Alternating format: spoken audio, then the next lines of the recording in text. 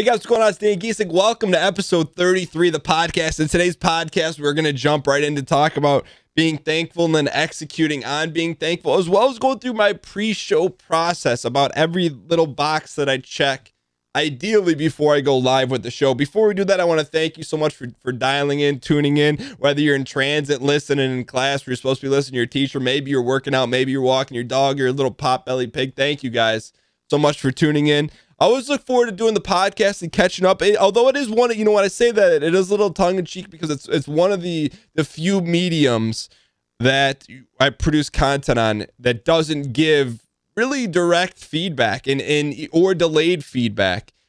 And when I say that, I think about YouTube. There's comments. Twitch, it's live chat. Twitter, you get a tweet back. Instagram, you get comments.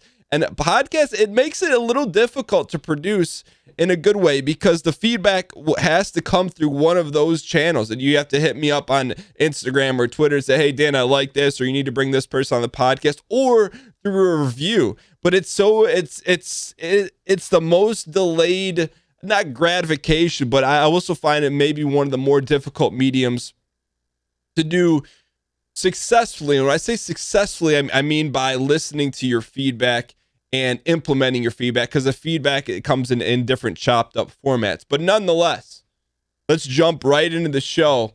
One of the things that I've been wanting to do, and you guys have heard me talk about it on the back end of the show the past few weeks, was talking about this mailing list. And if you don't know what I'm talking about, I always think about the doomsday scenario, right? What happens if Twitch or YouTube or Twitter or whatever goes away? Then what? Whatever platform goes away, at some point it's going to happen. I don't know which of those will or which, what's going to happen. Maybe none of them ever go away, at least not in my lifeline. But in the event that it goes down or something massive changes, then the question is, what happens then? And to really kind of break it down simply, I don't have any of that information. I have someone's Twitch name. That's it. So I decided to create the email list. So in that scenario, we could stay in contact, but also I wanted to build a mailing list, an email list, essentially a database to keep in touch with people if someone goes away or whatever. It's as someone who looks at this as a business, it's vital, right? If the people that are part of your community don't have their information, what the heck happens? So I've been doing that over the past 2 weeks. I've been plugging it a lot more on Twitch, not so much on YouTube, not so much on any other social platform. I wanted to start with Twitch and the Discord and kind of go from there. So I have this list now for a couple of reasons. One, to keep in touch, and two, to surprise people and keep people happy and keep people smiling. So this past week, I'm like, all right, let me execute on that. So I know Tuesday, just for a little behind the scenes vernacular, Tuesday is my day out in the field for my real life job. So I'm really on the road a lot. I'm not in the office. So what I did, and it's really early on in the list. By the way, if you want to join the list, dangheesling.com/list. It's a mailing list. And it'll ask for some information. You fill in your level of comfort. The more information you fill out, probably the more comfortable you're going to be in terms of, probably the better the surprise is going to be. So it's name, Twitch name, YouTube name, email address, home address, phone number, birth date. So it's a lot of information. Some people are comfortable with it. Some people aren't. My intention is to never spam or do anything with it. It's to do fun things and keep in touch and surprise people. So this past week was the first time I hit the old surprise button. So I knew I was going to be in the car for a while. I had some time. Like, let me take some of this time and do my best to surprise some people. So I picked 4 people on the list who had their phone numbers on there. I wrote them on a little sheet of paper with their names. They were all regulars. They're all regulars in the Twitch community, so I'm familiar with them. And, they're not newer people. They've been around for a while. And so I called them. I called them from my cell phone. I did, people are going to say, well, you gave out your cell phone. No, I'd use *67, just never know, but I don't have a second phone. If I had a second phone, I would do that. But anyway, so I *67, I called everyone. So when the phone number rings on there and it says private, you don't know who's calling. So I called 4 people. I left 3 voicemails and 1 person answered and had a conversation with that person. I think probably 5 to 10 minutes. And really, a couple things happened. One, I got to know that person a little bit better. So, this individual, I know they've been working on something academically just from being around the community. Ask them how that's going. I have a much better understanding of that person now in the community and what they're into and what their life is like. And I really enjoyed that aspect of it. But I did it for a couple reasons. One, I wanted to surprise someone. I wanted to make someone happy. I wanted to make someone smile by doing that. And I think I accomplished that. But also, I found out too, selfishly, it made me feel good. By doing that, like, I felt like, hey, if I have the opportunity, and this is not self-aggrandizing, it just is what it is. My wife kind of said this to me too. She's like, hey, you have the rare ability to call someone and make their day better. And, I really took that to heart, where it's like, if I can do that, I want to do that more. And it was interesting for me to see after, because, of course, there was the initial shock when the other person picked up the other end of the phone and they're like, what? Like, you're calling me? And for me, it's an element of being grateful, right? The people that I called had been around for a while. And that was the purpose of the call. I wanted to call and tell them thank you. And it just evolved into a normal conversation, quote unquote normal. I asked a lot of questions, and it's a way for me to get to know people better in the community. It's a way for me to, make people smile. And also, it, like I said, it made me feel good. So I think, so I left 3 voicemails and I talked to one person, and through different mediums, I got 2 messages through Instagram saying, hey, thanks for the call. I got one from Instagram, one from Twitter, and I saw one on Discord. And I got from one of the people that I called on Twitter, one of the people I called, I got a DM from that individual on Twitter, said, hey, I was having a rough week. I heard your voicemail and it helped. And I think sometimes I don't want to say I don't take that serious. That's not the right word, but I need to understand the levity of that, and the way I do things, I try to put myself in other people's shoes, and a lot of it from experience, right? So there's someone that I follow online, and this was probably like 2 or 3 years ago, and I actually had a phone call set up with this individual, Gary V, who now, he's massive now, but I remember talking to him for 6 or 7 minutes. On the flip side, he was in the car traveling. His person actually said, hey, call this number at this exact time, and he's got 7-8 minutes. And I never forgot that. Like, it was really important, and it meant a lot to me. So when I get those messages, it's kind of like, I'll be honest, it's not like I don't. It's like I downplay it in my head in terms of oh, did I really make that person's day? And because I'd get those messages every now and then, but now I get them a lot, and I'm like, internally, maybe I should be like, I shouldn't downplay those messages. I don't know why I think that. Like, it's not like I don't think of it as the person's being disingenuous. I don't do it from that perspective. I'm like, man, do I really do that for someone? And so I think after this call and really taking a step back, and also what my wife told me, like, if I can do this, this is something I want to do, and I want to do more. And so it was really another thing, one of those things, you run up the flagpole and see if anyone salutes it. But one of those things, and see how it went. I feel like it's something that went well, and I'm definitely excited to do more of it in the future. Now, one of the things the point of this was is to, for people to expect their phone to ring with a private thing, and that I'm going to call. It's like the whole point of surprising people is when they don't expect it. So, the next thing I do with a few random people who sign up for the list isn't going to be a phone call. It's going to be something different.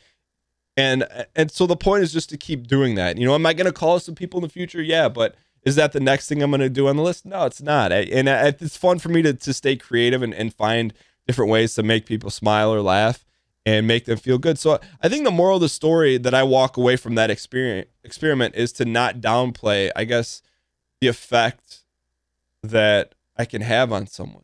And it's like one of those things it took me a while to wrap my head around.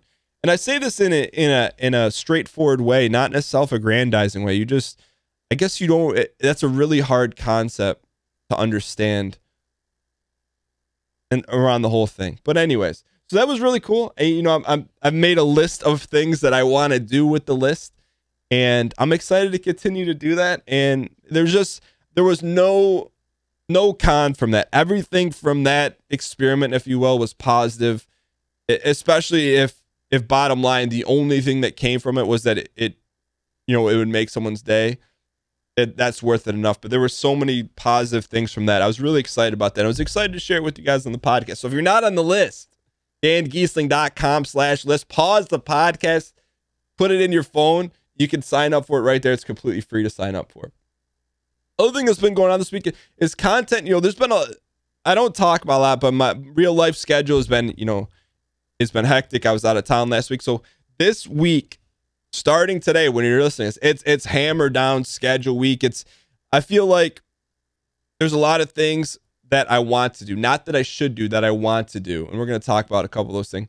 And you got to keep tweaking, got to keep getting better. And really, for me, what it comes down to get better and to do these things that I want to do, I've got to cut out unimportant things, right? So, and start putting some time limits on some things. And regardless of how fun, things are, I think one of the things I got to watch, because it throws the whole week, and you guys have heard me talk about this time and time again, is Tuesday nights I do it's the collaboration stream I do with Team Unity, Michael A.L. Fox, Northern Lion, Last Gray Wolf. And I think by having that be open-ended, it puts me in a tough position for the week, because for the most part, Monday, Wednesday, Thursday, Friday, I go to bed roughly around the same time, between like 10:30 and 11:30. But it's that Tuesday night, you're coming off wired, you go to bed at like 1:30, it's like a domino, and then the rest of the week's fighting that back. So I think, and I told them, and I told the guys on our talk that, hey, I wanted to do that this past week. And I joked about it on the live stream, like, well, if we're playing a Resident Sleeper game, I'm going to cut it at 10:30 and 11. And it really shouldn't. The game we're playing, so we end up playing Terraria, which is a ton of fun. But the game that we're playing shouldn't determine the fact that I got to go. Even if it's fun and things are going well, I feel like I got to really put a hard limit on that. And this is something we've been talking about probably since episode 5 of the podcast. But even more so now, I've really got to protect that night, because it throws off the rest of the week. But in terms of that, one of the things, so Zane the editor has been out of town for 2 weeks, so things are a little bit choppy on the back end production of YouTube. The NCAA videos don't have the comments over them. There's some thumbnails. There's, it's been a little bit helter-skelter, but we're pushing through it. But one of the things he brought up, he's like, hey, I'm starting to get some messages that people are saying, hey, you don't comment on any of the videos on channel 2. And one of the things I try to do when bringing on Zane the editor and Tyler producing the podcast is limiting the amount of things that I have to do, right? So to me, responding to comments on the second channel is something I want to do. But in terms of setting up like payment processing, that's stuff I don't want to do, right? Stuff that can be done automatically, I don't want to do. So that's something on my radar. And also, so my priority is number one, producing content. So getting the content out there so that people know where it is to expect it. And really, the second priority is responding to everyone. And I almost feel like it should be 1 and 1A, not 1 and 2. And so that's one of the things I'm going to be focusing on in the upcoming week, is just really dialing in, getting back into the comments and doing that. And I feel like I do a pretty good job of that in Instagram, because it's a little bit less. And on YouTube channel too, there's so many videos that it's a bit like mentally, it's like, there's 3 videos I got to comment on versus, just one Instagram post. A little bit easier to manage, but really it's the same thing. You just got to be dialed in with your time. So the other thing that's been going on with YouTube is that I slowed down on Tetris. I put a lot of heat on myself to put out 2 videos a day over the past month to knock out Tetris and NCAA every single day. And it got to the point where things got a little bit out of whack schedule-wise. I didn't win in Tetris 99, the challenge that was laid down to me in March. And so I haven't put up a Tetris video in a while, and it's not something it's something I want to continue to do, but I'm not going to put the heat on myself to do it every single day. I'm just going to do it when I have the time and continue to kind of challenge that. Also, I want to do a little bit of that on stream, because I'm ready to beat Tetris and then put it to sleep. But I can't put Tetris 99 away until we get our first victory. That's going to be, I won't be able to do it. I know I won't allow myself to do that. So that's something that I'm going to be working on. And then the other thing is, for the first time in a while, I missed an NCAA video. There was no video on the channel on Saturday. And the reason being was I've been working on this Allen Robinson video. I've had a lot of issues rendering it. And I thought I had it rendered and ready to go. And there was another error in it. So I was planning on having that up in place of a NCAA video. It didn't work out. The rendering takes forever. And so I missed a video. And I let myself, I want to say enjoy that, but I let myself off the hook on that one because previously I'd be like, oh, you missed a video, da da da. But it's like, hey, look, something happened. It was unplanned. Move forward, get the video up the next day and move forward. And I feel like giving myself the ability to have a little leeway, not that it's a habit I ever want to encourage in terms of people expecting a video, but if something unexpected happens, live with it, move forward, don't dwell on it, and just get the video up the next day. So that was something that in the past I'd be like super angry about it. Angry is not the right word. Super like internalized pressure about it, but just kind of moving forward and doing the best that I can and realizing that I am doing the best I can. Other thing I wanted to end this show talking about, and this was, I give a tip of the cap to Tyler. Tyler's been doing a great job producing the podcast. You guys may have heard him do an intro last week. But as I sat down to record this, he said, hey, Dan, there's a few questions I put on, our podcast document I think would be interesting for people to hear. So he put like 4 questions, and I'm using one on the back end of this episode. So I think it pulls back the curtain. But he basically wanted to know, like, hey, Dan, what is your pre-show prep like? So before you go live, what do you do? Do you just hit the live button, go live? And I'm like, no, that's not it at all. So I wanted to walk you guys through. So the show I do Monday, Wednesday, Friday on Twitch at 12 p.m. Eastern Standard Time. Here's what it's like. And this is the ideal day, meaning that the ideal day starts at 11:30, getting the pre-show ready. I'm up way before that, doing a lot of other things, a lot from our real life business. But the ideal, if I can start the pre-show at 11:30, getting things rolling, this is the process. So the first thing I do is I reboot. I have two PCs. I have a streaming PC that my gaming PC feeds to. It allows for a better show, allows me to do more. So the reason I have a 2 PC setup allows me to do more production-wise without slowing down or hampering my gaming PC. So I reboot both PCs. On the stream PC, I start OBS, which is my broadcasting software. And then once I start OBS, I test all the cameras. I click on every scene just to make sure the lighting, everything's good. Sometimes it randomly gets messed up. And if there's anything that needs to be changed, I do that. After doing that, I'll update some overlays. I'll check. Normally, I have a couple crazy ideas for Zane, the editor. Like, hey, I check to see if he got those done. If those are uploaded to the Dropbox, I'll update things like channel trailers, some overlays, the Dark Souls 3 overlays, things like that. I'll go through and update some overlays. If I have a little extra time, I'll add some more royalty-free music to the playlist. Next thing I do on the stream PC is I'll start the chat bot. So the chat bot is a local program. It's the program that, houses all the quotes. It puts the bot into the chat, the main chat bot. Then I will start the voting bot. The voting bot runs locally on my computer. It's a bot that was designed specially and programmed by a member of the community that allows us to take live votes during the show in the chat, which is really good. He did a great job with that. Shout out to QB on that one. And then I moved to the gaming PC. So on my gaming PC, I'll pull up a window that shows my stream alerts. It's called Streamlabs. That shows anytime someone subscribes, resubscribes, sends bits, things of that nature. So I can look on my left screen. So on my right screen, so my center screen is the game, right screen streaming PC. My left screen is my second PC, and my second monitor, my gaming PC. And on my left screen, I have that stream alerts open so I can see what's going on. I have a clock, so I know what time it is. And because I'll look at that from time to time to know, hey, can I push this segment? Can I not? Do I got to wrap it up? Just so if I don't have that clock open, that's when shows will get off the rail and get off schedule. So after that, then if I have a little more time, I'll start Escape from Tarkov. This is all before hitting the live button. I'll start Escape from Tarkov. I'll organize my inventory and get my gear set up for one run. And then I'll hit live. Once I go live, usually I like to hit the live button. If I go live at 11:45, then I am on point and everything is where it needs to be starting at 11:30. So once I start the stream at 11:30, I record an Instagram saying swipe up to join, and I record a Snapchat with links so people that are on those platforms can swipe up and join easily. And the last thing I do is I post a notification on Twitter saying, hey, I'm live. And one of the things I always make sure I do, and over the past couple months, this is something that I noticed just by being someone who watches a little bit of Twitch,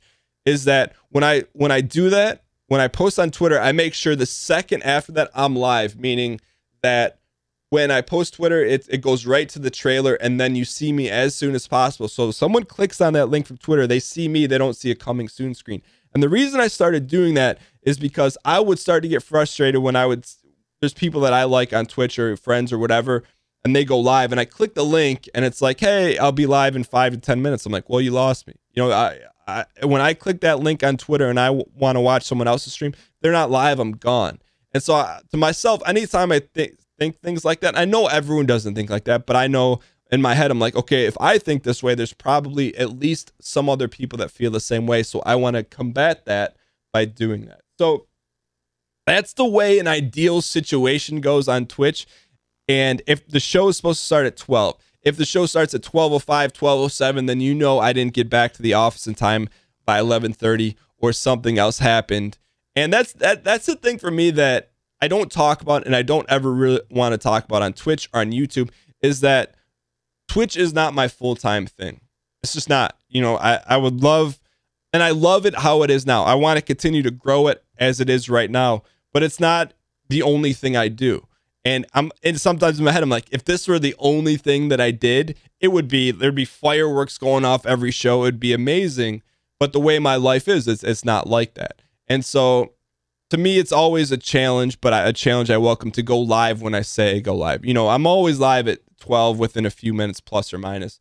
But to really hammer down a great show, you know, I want to say hammer down a great show. I think we run a great show, but to push the show to the next triple next level, make things perfect all the time, I would have to take something away from my normal life to do that. Now, do I think we can still get to that same level of show as if it were my only thing I do? 100%. It's just going to take some time, and that's the trade-off for me. It's like, hey, I could have the fireworks and the perfect show every single day if I were to drop X, Y, and Z from the stuff that I do off the show, but I know we could still get there. It's just going to take a little bit more time. And to me, that's a trade-off. That's a push-pull that I'm okay with. That I'm okay with it taking more time because I'm in this for the long term. And I really heard this great quote. And it's really just kind of, I talk about from now and then, but it's you can do anything you want, but you can't do everything. And I feel like I want to do everything, but I want to do everything, and the variable I put in there is with time. It's just going to take a little bit longer. But anyways, with that being said, hope you guys enjoyed the show today. I appreciate you guys dialing in.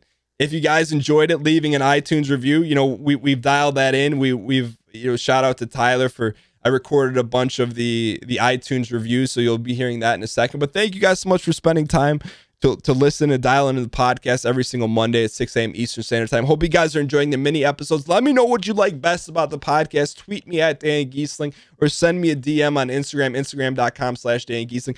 The feedback is so helpful in helping me produce a show that you guys want to hear. Thank you guys so much for listening, and I'll see you guys next time.